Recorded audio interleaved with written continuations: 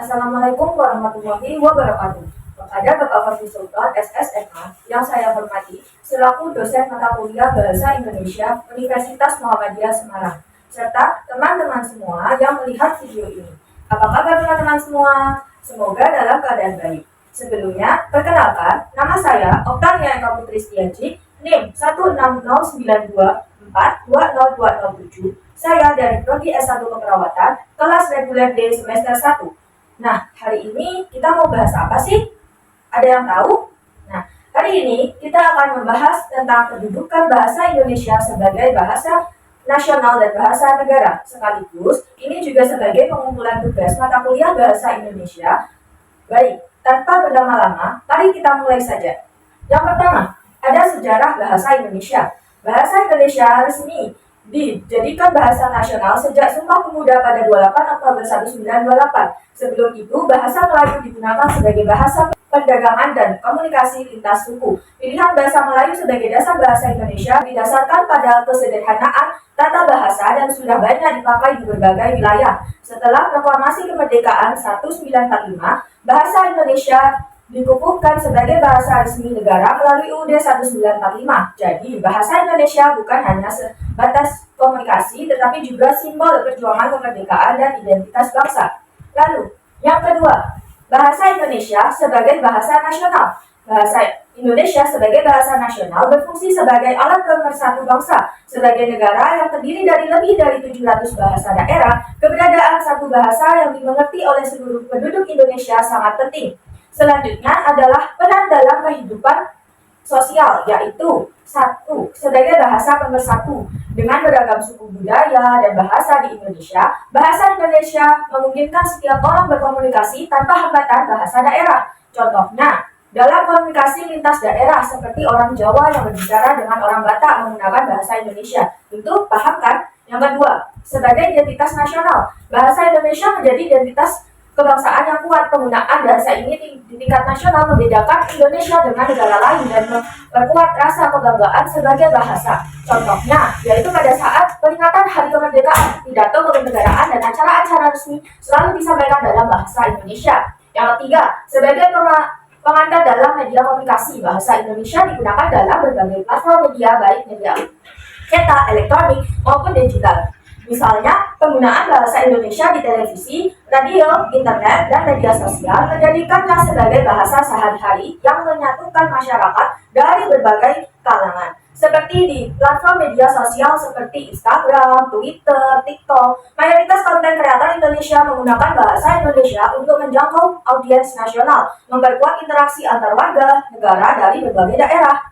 Lalu ada bahasa Indonesia sebagai bahasa negara. Sebagai bahasa negara, bahasa Indonesia digunakan dalam kegiatan resmi, keagamaan, dan sebagai alat komunikasi di antara pemerintahan, warga negara, serta dalam hubungan internasional. Selanjutnya ada peran dalam kehidupan bernegara, yaitu satu, sebagai bahasa administrasi dan hukum. Semua dokumen resmi seperti peraturan perundang-undangan, surat resmi pemerintah, dan dokumen administratif menggunakan bahasa Indonesia. Contoh, Undang-Undang Dasar 1945 ditulis dalam bahasa Indonesia, begitu juga dengan keputusan Presiden dan para menteri.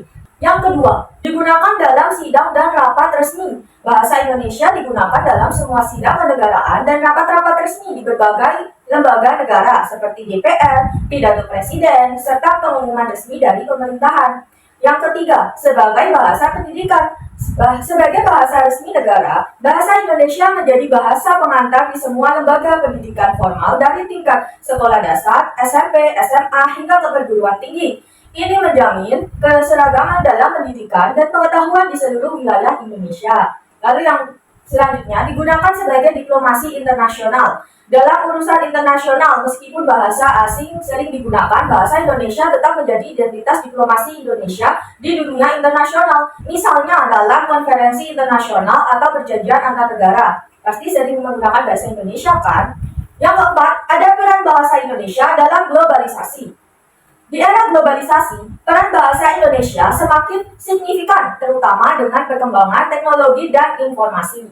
Penggunaan bahasa Indonesia dalam dunia digital semakin meluas dengan munculnya konten-konten digital, baik di media sosial maupun platform daring lainnya. Di sisi lain, globalisasi juga membawa tantangan terutama dengan makin dominannya penggunaan bahasa asing seperti bahasa Inggris di berbagai sektor kehidupan, khususnya dalam pendidikan, bisnis, dan teknologi.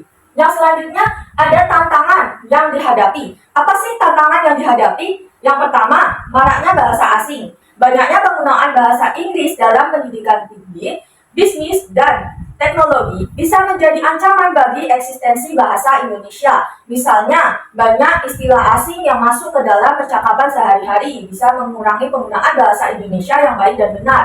Lalu yang kedua, menjadi peluang pengakuan internasional. Kok bisa? Di sisi lain, bahasa Indonesia juga semakin dikenal secara global. Misalnya di beberapa negara, bahasa Indonesia mulai diajarkan sebagai bahasa asing. Dan diaspora Indonesia membantu memperkenalkan bahasa ini di luar negeri. Tantangan ini bisa diatasi dengan terus mempromosikan bahasa Indonesia secara internasional melalui kegiatan budaya, pendidikan, dan diplomasi.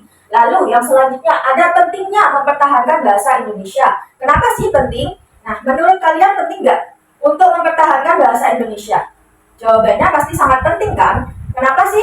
Nah, dalam menghadapi tantangan globalisasi dan pesatnya perkembangan teknologi, mempertahankan bahasa Indonesia menjadi tugas penting bagi seluruh masyarakat. Sebagai bahasa nasional dan negara, bahasa Indonesia tidak hanya sarana komunikasi, tetapi juga sebagai penopang identitas bangsa. Penggunaan bahasa Indonesia yang baik dan benar perlu terus diterapkan, baik dalam kehidupan sehari-hari, pendidikan, maupun dalam komunikasi resmi. Nah, untuk itu, penting bagi setiap warga negara untuk terus menjaga bahasa ini dengan menggunakan bahasa Indonesia yang baik dan benar dalam berbagai kesempatan.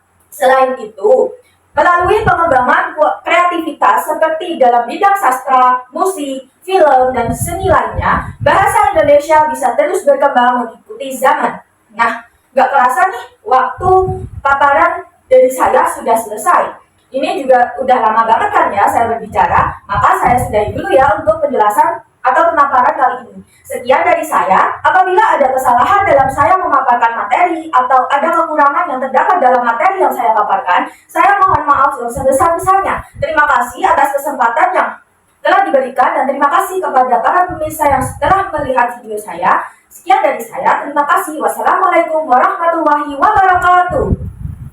Terima kasih semua.